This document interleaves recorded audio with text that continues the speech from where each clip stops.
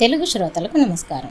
పోయినసారి రామాయణ కథ 13వ భాగంలో శ్రీరామచంద్రమూర్తికి జనక మహారాజు శివధనస్సును గురించిన గొప్పతనం చెప్పాడు అని చెప్పుకున్నాం కదా. ఇప్పుడు మిగతా కథను తెలుసుకుందాం.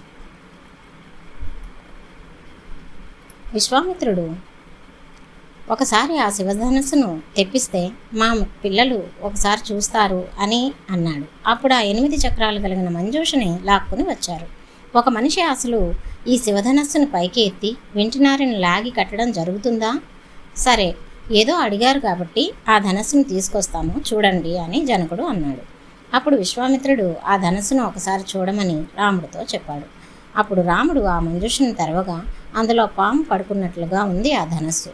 రాముడు ఆ ధనస్సును ఎంతో తేలికగా, కష్టం లేకుండా పైకి ఎత్తి నారి కడదామని లాగేసరికి వంగిన ఆ ధనస్సు మధ్యలోకి పడేయలమని గట్టి శబ్దంతో విరిగిపోయింది.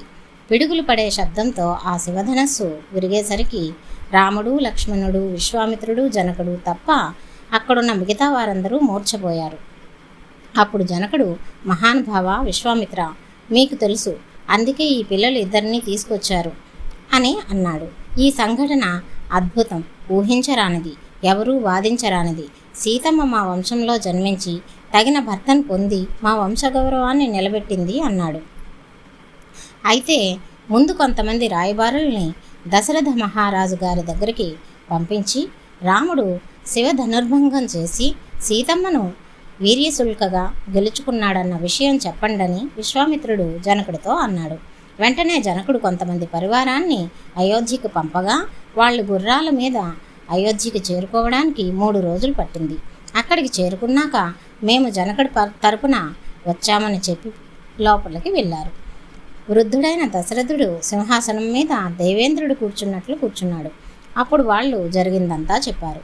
మీ పెద్ద కుమారుడైన రాముడు విశ్వామిత్రుడితో మిథిలా నగరానికి వచ్చి జనకుడి దగ్గరున్న శివధనస్సును ఎక్కుపెట్టడమే కాకుండా శివ ధనుర్భంగం కూడా చేశాడు.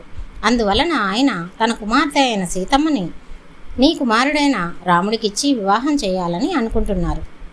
మీకు కూడా సమ్మతమైతే మీ కుమారులను చూసుకోవడానికి మా నగరానికి రావాల్సిందిగా జనకుడు ఆహ్వానం పంపాడని ఆ రాయబారులు చెప్పారు. వెంటనే దశరథుడు తన గురువులతో, పురోహితులతో సమావేశమై జనకుడి నడవడి ఎటువంటిది అని అడిగాడు. అప్పుడు వాళ్ళు, మహానుభావ దశరథ, విదేహ వంశంలో పుట్టిన జనకుడంటే సామాన్యుడు కాడు.